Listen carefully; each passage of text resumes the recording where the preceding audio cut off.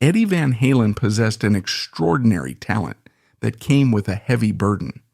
His ability to play the guitar was unparalleled, captivating audiences and inspiring countless musicians. Yet his inner struggles often threatened to overshadow his brilliance. Plagued by personal demons, Eddie found himself battling temptations that led him down darker paths, often engaging in self-destructive behaviors. Many who knew him or admired him from afar spoke of the enigmatic connection between his raw, innovative guitar skills and the turmoil within his mind. It was almost as if his creative genius was inextricably tied to the chaos he carried. Throughout much of his life, Eddie seemed caught in a relentless cycle. On one side was his intense artistry, where he redefined rock music, and on the other was the heavy toll of his hard partying lifestyle and battles with substance abuse. This dichotomy left him oscillating between moments of groundbreaking innovation and the harsh consequences of his struggles, creating a legacy as compelling as it was complex. The key question is, how did this cycle begin? The answer lies in Eddie Van Halen's roots and early life. For those who assumed the Van in his name was simply stylistic, it's worth noting that Van Halen was born in the Netherlands, where van is as common as windmills and wooden clogs. Eddie came into the world on January 26, 1955 in Amsterdam, born to a Dutch musician and his Indo wife. Despite this seemingly artistic and multicultural background, Eddie's early years were far from idyllic. Shortly after his birth, the family relocated to the small town of Nian, where his childhood was marked by hardship and misery, setting the stage for the challenges and triumphs that would shape his later life. Eddie Van Halen and his brother Alex faced harsh discrimination as children because of their mixed-race heritage. Growing up in the Netherlands with a Dutch father and an Indonesian mother, they were often taunted and labeled as half-breeds by other kids, a cruel reality that left the boys feeling like outsiders. The pain of this prejudice became unbearable for their parents, who decided to take a bold step to give their children a chance at a better life. In a bid to escape the hostility and find new opportunities, the family uprooted their lives and immigrated to America. However, their move to the United States came with its own set of challenges. Adjusting to a new country meant facing cultural and language barriers, financial struggles, and the daunting task of starting over. Despite the hardships, this transition would ultimately lay the foundation for Eddie and Alex to discover and nurture their musical talents, setting the stage for their rise to rock stardom.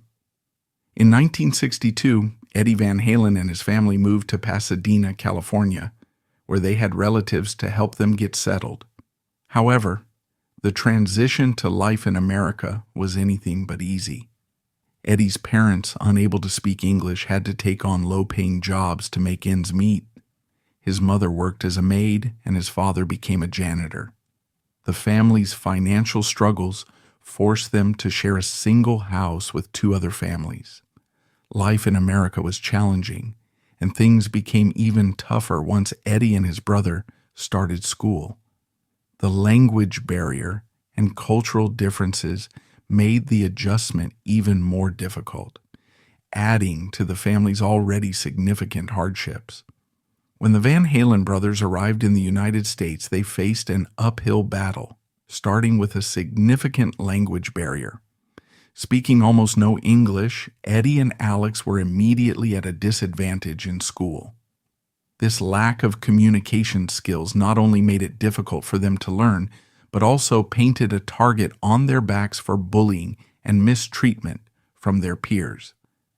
Eddie's classmates often humiliated him, taking his homework and tearing it to shreds right in front of him. Playground cruelty was another grim reality, with bullies forcing him to eat sand, further deepening his feelings of alienation. The family had uprooted their lives, and traveled halfway around the world in search of a better future, only to find themselves facing the same prejudice and social rejection they had hoped to escape. Despite these harsh beginnings, these experiences would later fuel Eddie's determination and creativity, shaping him into the legendary musician he became.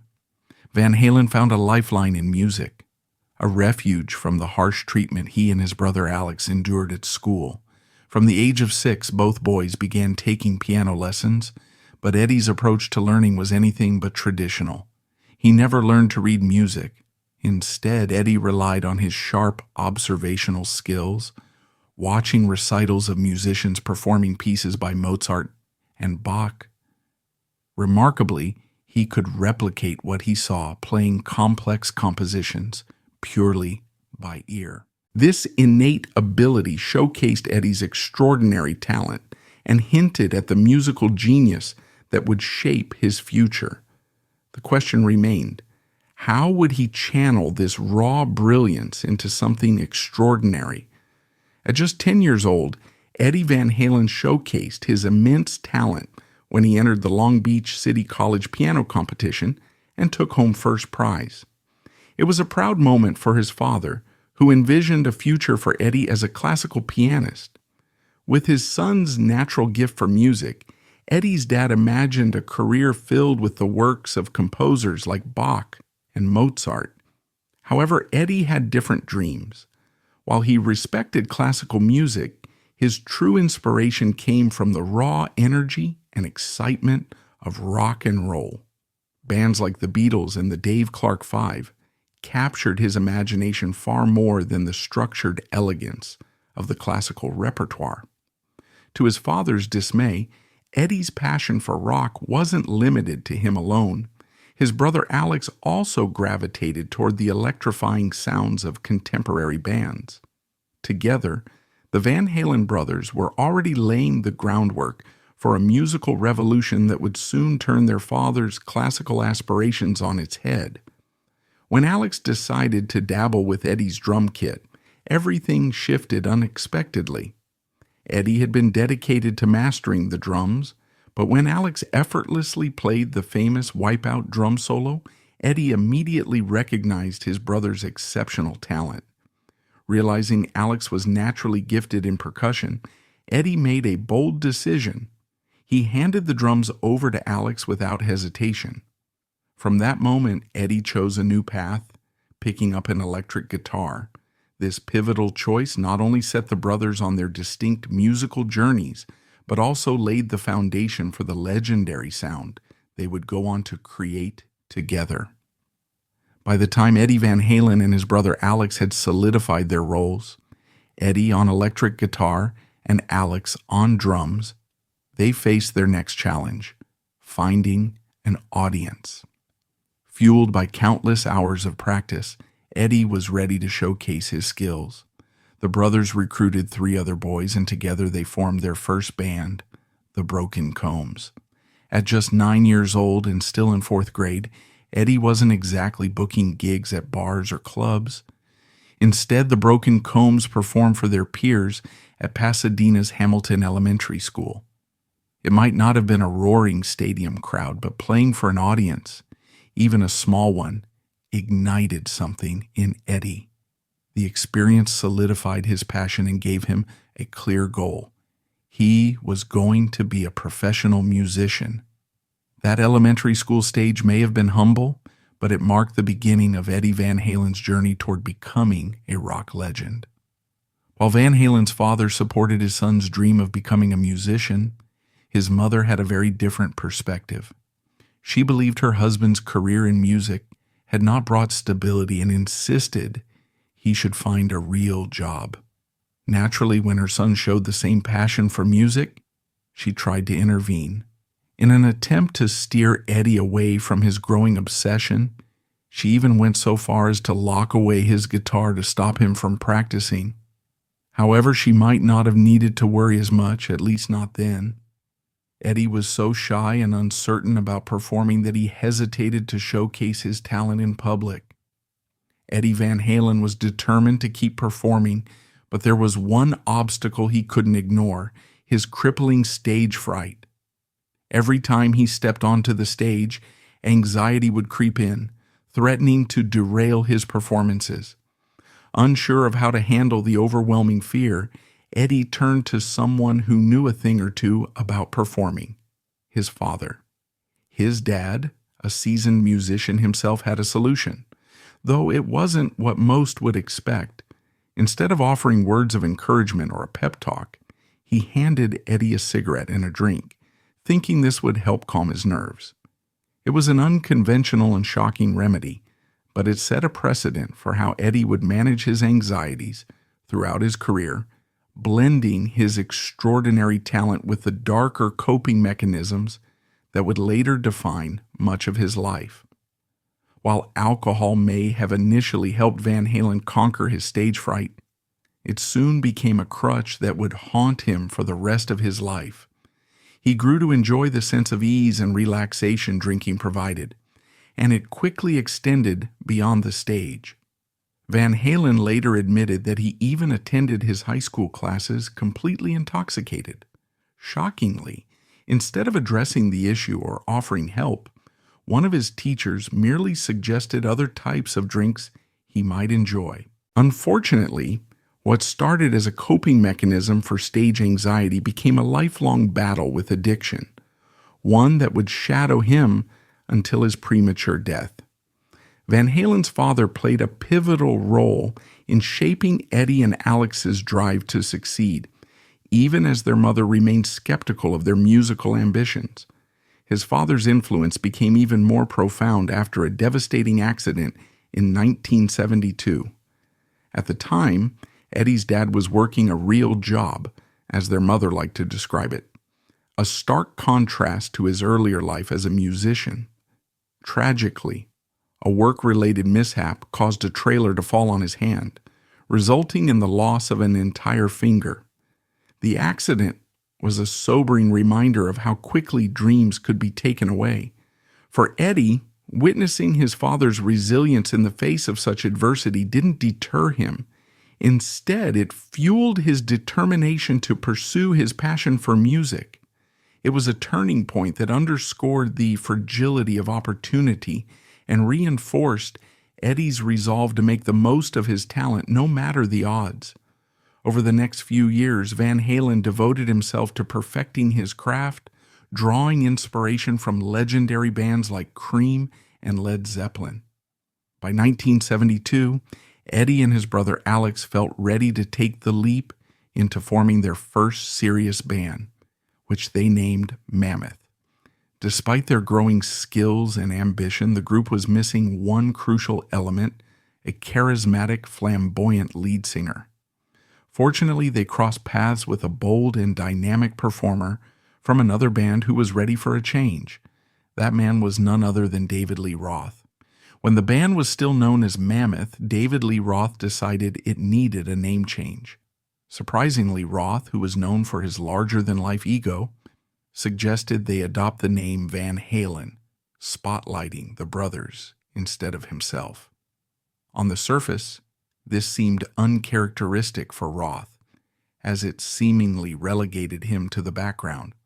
However, Roth claimed he saw the marketing potential in the name Van Halen, arguing that it was unique, powerful, and memorable, perfect for a band poised to break out. Whether motivated by altruism or shrewd branding instincts, Roth's suggestion turned out to be a pivotal moment.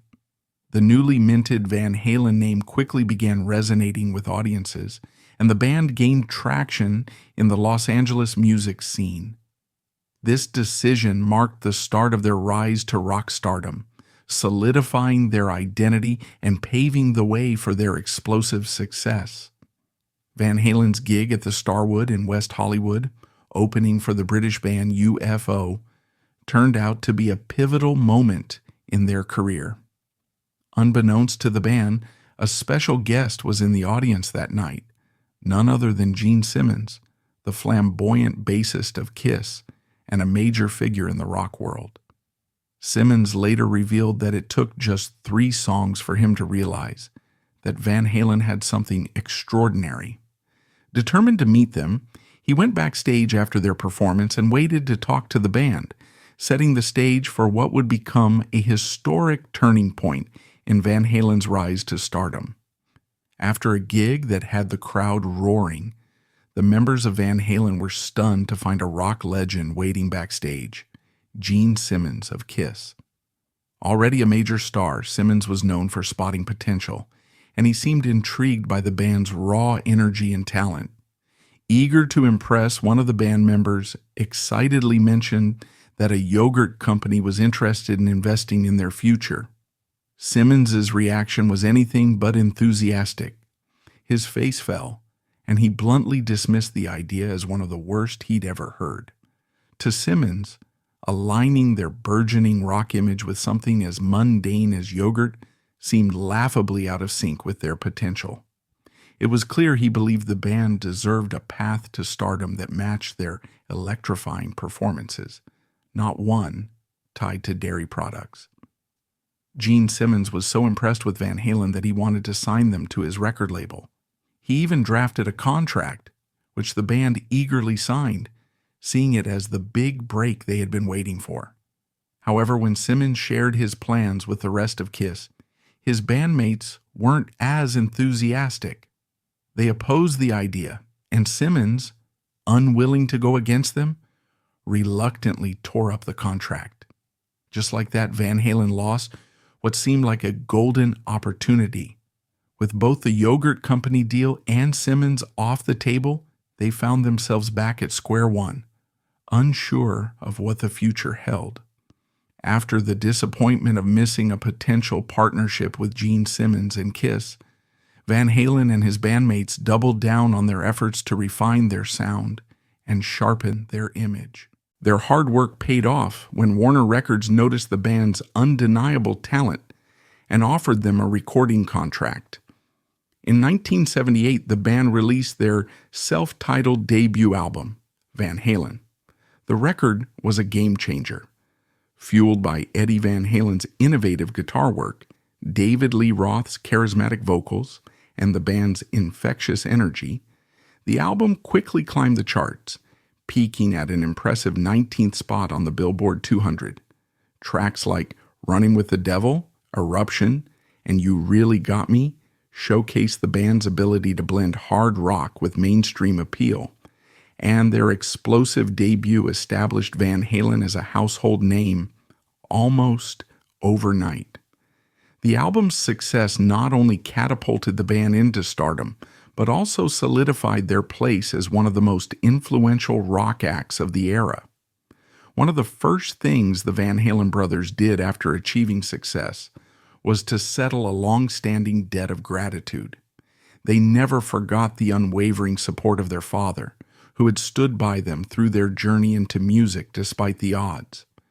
To show their appreciation, they used their newfound wealth to buy him a boat, a gesture that allowed him to retire in comfort and spend his days in peace. It was a touching way to honor the man who had always believed in their dreams. As Eddie Van Halen basked in the success of his burgeoning career, he found himself reaping the rewards of fame, one of which was an elevated social status and the opportunity to meet high-profile figures. Amid his rising stardom, there was one person who caught his attention, Valerie Bertinelli, the beloved star of the hit sitcom One Day at a Time. At the time, Bertinelli was one of the most admired actresses on television, a symbol of charm and wholesome beauty. For Van Halen, the idea of being romantically involved with a TV star seemed like a far-fetched dream. However, fate had other plans. When the two crossed paths, sparks flew, and their connection was immediate and undeniable. It didn't take long for their relationship to blossom, proving that even a rock star could find his match in Hollywood royalty. Their romance marked a new chapter in Van Halen's life, intertwining his personal journey with the glitz and glamour of Hollywood. Valerie Bertinelli had long portrayed herself in the media as a straight-laced, wholesome figure, much like her character on One Day at a Time. However, beneath that polished image lay a more adventurous side. Her fascination with Eddie Van Halen was sparked simply by seeing him on an album cover, enough to convince her that he was the one for her. Taking matters into her own hands, Bertinelli made the bold first move. In 1980, she attended one of Van Halen's concerts, and with the confidence of a TV star, went backstage. There she approached the show's promoter and openly admitted she had a crush on Eddie Van Halen. Word quickly made its way to Eddie himself, setting the stage for what would become a legendary romance. When Eddie Van Halen walked into the private room to meet Valerie Bertinelli, he was a bundle of nerves, and for good reason. While Bertinelli had gone out of her way to arrange this meeting, Van Halen only knew she was a TV star, not much more. The rock star, despite his larger-than-life stage persona, found himself out of his element, unsure of how to handle the encounter. Little did he know, Bertinelli was just as nervous. Although she was used to the spotlight, meeting the guitar virtuoso made her heart race. Despite their mutual anxiety, the chemistry between them was undeniable. Conversation flowed easily, and their connection deepened with every passing moment. What started as a cautious introduction quickly blossomed into a whirlwind romance. The two were inseparable, and it wasn't long before their relationship became serious. In no time, the couple began making plans for a wedding, solidifying their status as one of the most iconic pairings of the era. To many of Van Halen's fans, his decision to settle down with Valerie Bertinelli seemed perplexing. With legions of adoring groupies vying for his attention, why would he commit to just one woman? On the surface, their marriage appeared idyllic, a beloved TV star paired with the legendary guitarist of one of America's most iconic rock bands.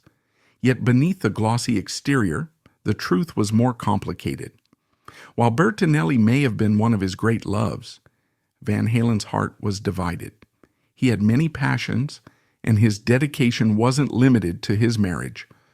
When Valerie Bertinelli joined Eddie Van Halen on tour, she found herself in a separate bedroom, not because he was sneaking around with other women, but for entirely different reasons.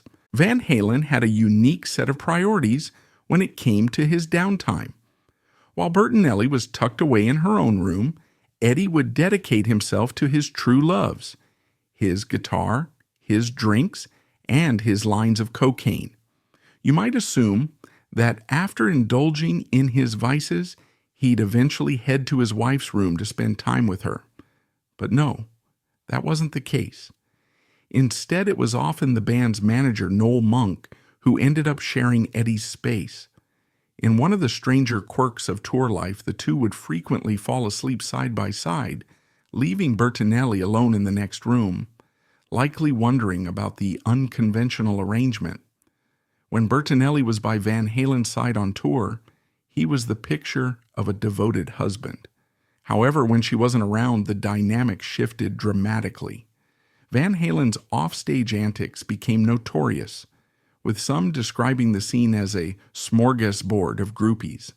The band even had their own outrageous traditions, including persuading enthusiastic female fans to strip while they covered them in condiments, a wild and messy spectacle. But behind the chaotic fun of these moments lurked a darker undercurrent. These escapades, while seemingly frivolous, highlighted the complexities and moral ambiguities of the rock star lifestyle. They not only strained Van Halen's marriage, but also raised questions about consent and boundaries in the hedonistic world of fame. Naturally, Eddie Van Halen's hedonistic lifestyle came with its fair share of consequences. The band's constant partying and amorous escapades frequently led to less than glamorous trips to the doctor. These visits weren't just about treating the occasional cold. They often required remedies for issues picked up during their romantic encounters. Penicillin was a regular prescription for clearing up infections, but that wasn't the only medication in their arsenal.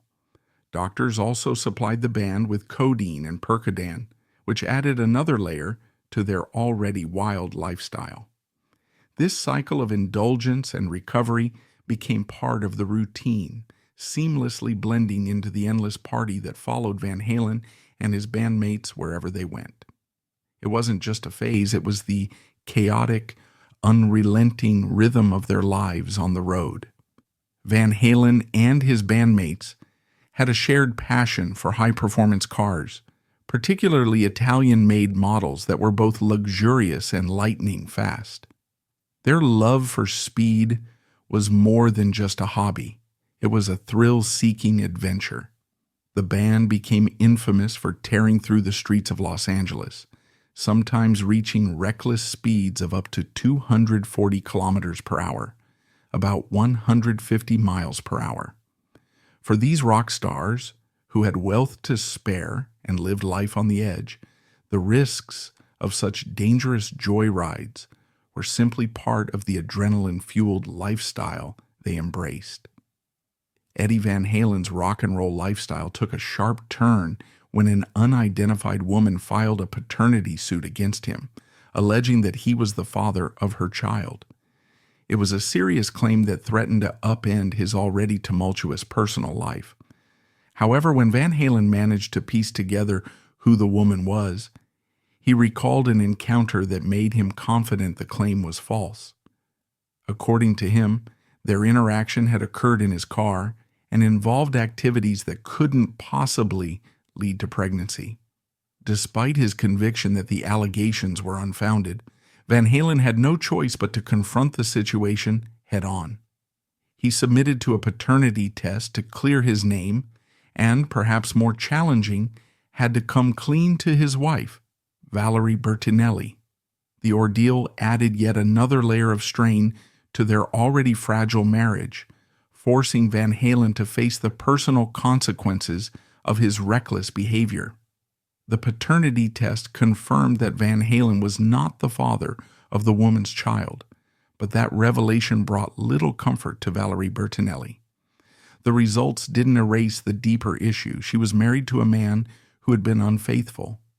Confronted with this harsh reality, Bertinelli faced a difficult decision: leave her wild, party-loving husband or commit to standing by him despite his flaws.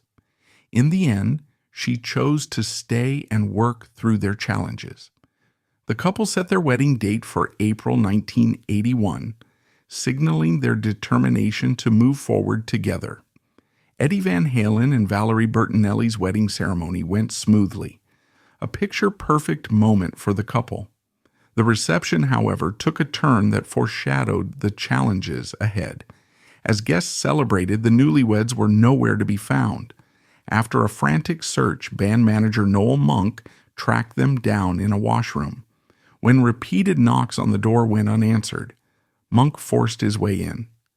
What he found was a sobering sight. Bertinelli, still clad in her stunning white wedding gown, was crouched beside Van Halen, holding his hair back as he leaned over the toilet, overcome with nausea. It was a moment both tender and troubling, highlighting Bertinelli's devotion even in the face of Van Halen's lifestyle. Despite the joyous occasion, the incident hinted at the challenges she would face as his partner, a sign of the turbulent road that lay ahead for the newlyweds. After Van Halen and Bertinelli tied the knot, little about their lives seemed to change for the better. Unfortunately, Van Halen's wild, no-holds-barred lifestyle began to influence his wife in troubling ways. Reports surfaced that Bertinelli too had started dabbling in substance use. Her reason was heartbreaking. She admitted that Van Halen preferred her to stay thin, and the substances helped suppress her appetite and keep her weight down. What began as a coping mechanism quickly became part of a destructive and unhealthy cycle in their marriage. As Eddie Van Halen's fame skyrocketed, so did his reputation for hard partying. But one phone call in 1982 would take his fame to an entirely new level. When the phone rang, Van Halen answered casually, only to hear someone introduce themselves as Quincy Jones, the legendary music producer. Assuming it was a prank, Van Halen nearly hung up the phone. However, something about the caller's tone made him pause. Slowly, it dawned on him that it truly was Quincy Jones on the line. Intrigued, Van Halen set aside his initial skepticism and listened carefully. What followed would become a pivotal moment in his career, leading to a collaboration that cemented his place in music history. It turned out that The Who's guitarist Pete Townshend had recommended Van Halen for a job. It wasn't just any job. It was with the king of pop, Michael Jackson. Jackson had decided to add a rock song to his latest pop album, and he wanted a genuine hard rock guitar solo in the middle of the song. This was Beat It, and Van Halen quickly got to work providing a guitar solo. Eddie Van Halen didn't waste time when it came to his collaboration with Michael Jackson. Before he even realized it, he had made some significant changes to the original song Jackson had written. As the session progressed, Van Halen couldn't help but feel a wave of nerves. What if Jackson hated what he'd done? When the moment came for Jackson to hear the reworked track, Van Halen braced himself for criticism. To his relief and amazement, Jackson was not only thrilled, but deeply appreciative. He was touched that Van Halen had invested so much effort and creativity into the project. Reflecting on the experience later, Van Halen described working with Jackson as one of the most rewarding and cherished moments of his career. Van Halen may have cherished his experience working on Beat It, but that was all he got out of it. No financial reward came his way. He was so thrilled to collaborate with Michael Jackson that he declined any payment for his contribution. While undeniably generous, this decision proved to be financially unwise. Beat It soared to the top of the Billboard Hot 100, holding the #1 position for 3 weeks, selling over 11 million copies globally, and earning its place as one of the best-selling singles in history. To make matters worse, the album containing Beat It, Thriller dethroned Van Halen's own album from the top spot on the charts, pushing it down to second place. Collaborating with Michael Jackson had its perks, but it also came with a dark side. The upside? A surge in fame. Being featured on a Michael Jackson track introduced Eddie Van Halen to a completely new audience, propelling his already successful career to even greater heights. His concerts grew larger and wilder, with fans marveling at his seemingly boundless energy. However, that energy didn't come naturally. Behind the scenes, the reality was far more troubling. If you peeked inside Van Halen's on-stage amplifier cabinet, you'd find rows of white powder lined up, an ominous testament to the lifestyle he had embraced. While his fame soared, the habits that came with it threatened to take their toll. Van Halen's increasingly reckless behavior was beginning to visibly impact his work, drawing concern from those around him. Before one concert, an aide noticed something shocking. His face and chest were streaked with pen marks. It was a haphazard mess, but they managed to clean him up just in time for him to step onto the stage. Despite his ability to perform, incidents like this revealed the growing cracks in his ability to maintain a professional image. His spiral into chaos wasn't just a personal issue anymore. It was creeping into his public persona.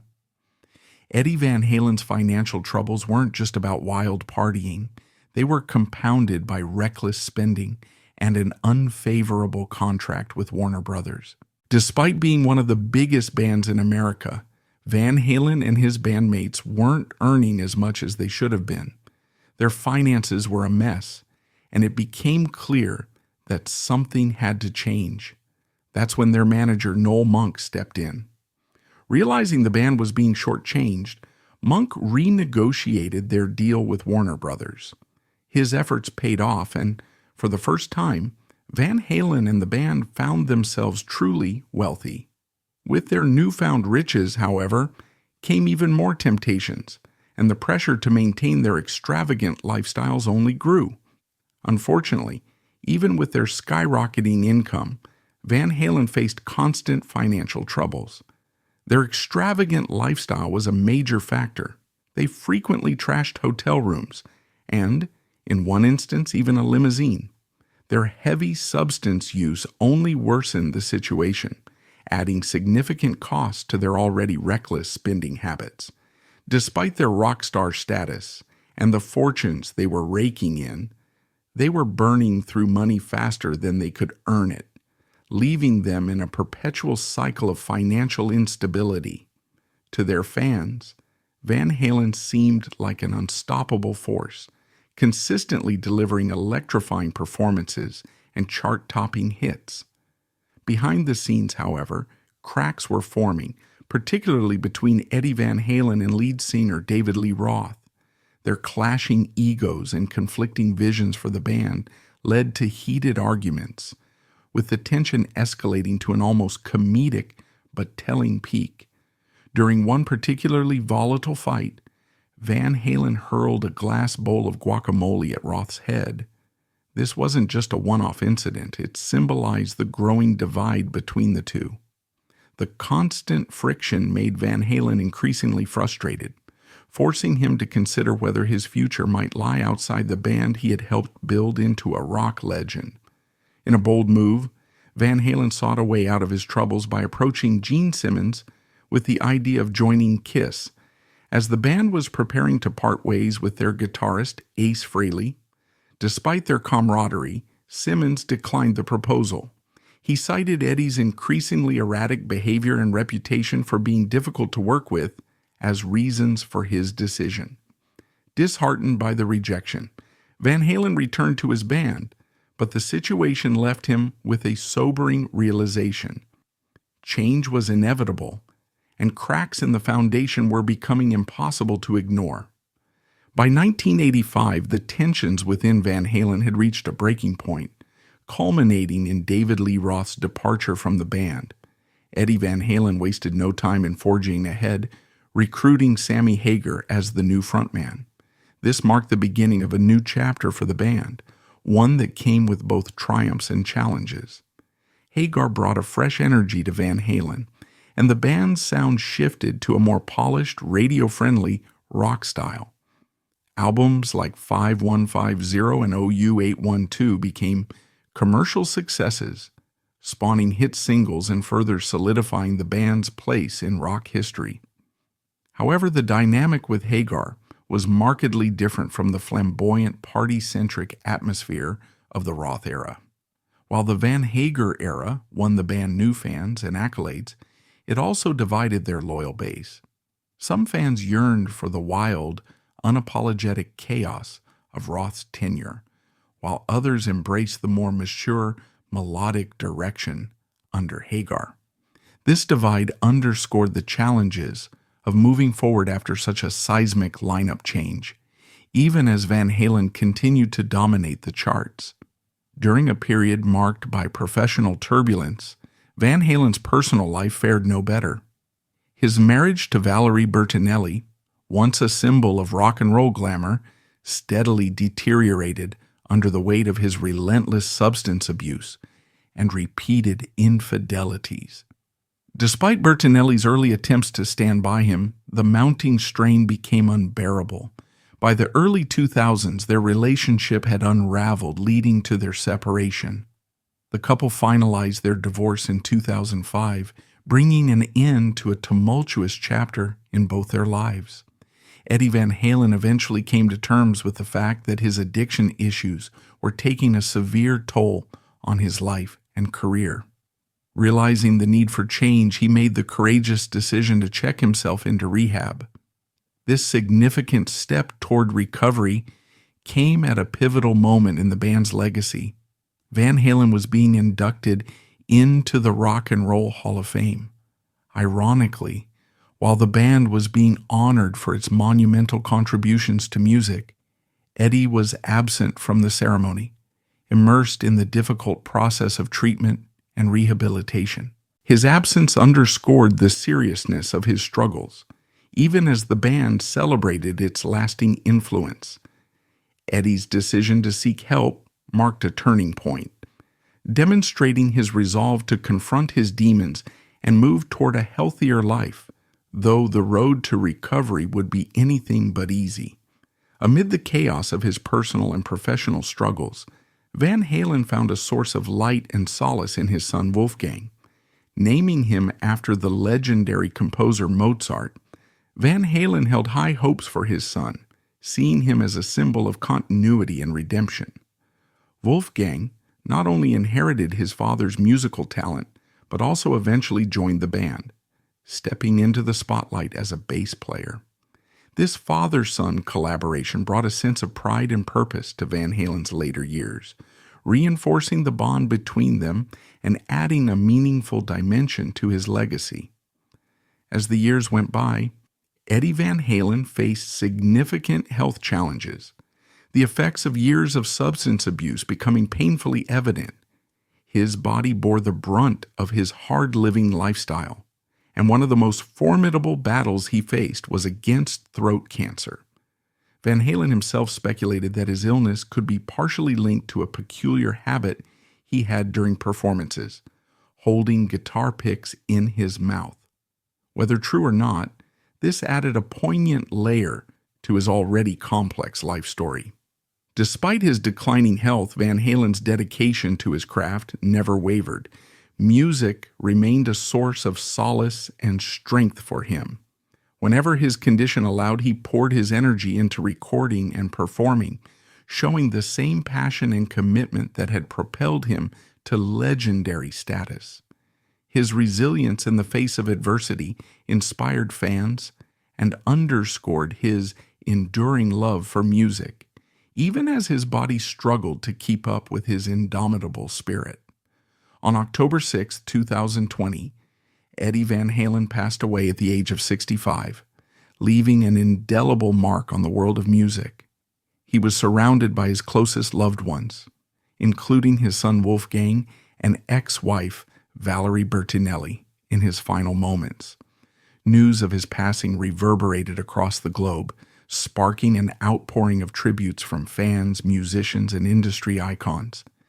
Van Halen was celebrated not only for his unparalleled skill as a guitar virtuoso, but also for his profound influence on the rock genre, redefining its sound and inspiring generations of musicians. His legacy remains a cornerstone in the history of modern music. Today, Eddie Van Halen's legacy remains a cornerstone of the music world, celebrated by fans and musicians alike. His son, Wolfgang Van Halen, carries on his father's remarkable influence through his own musical endeavors. Wolfgang formed the band Mammoth WVH, a heartfelt nod to Van Halen's first band Mammoth, symbolizing the continuation of his father's pioneering spirit. Eddie's revolutionary guitar techniques, most notably his two-handed tapping style, continue to inspire generations of guitarists. These innovations not only redefined the boundaries of rock music, but also cemented Van Halen as one of the greatest guitarists in history. His impact is felt far beyond his own recordings, with countless artists citing him as an influence in their work. Eddie's music and legacy endure, a testament to the lasting power of his genius and the love he poured into his craft. Eddie Van Halen's life was a blend of extraordinary talent, groundbreaking success, and personal turmoil. Despite the challenges and demons he faced, his unparalleled contributions to the world of music have left an enduring legacy.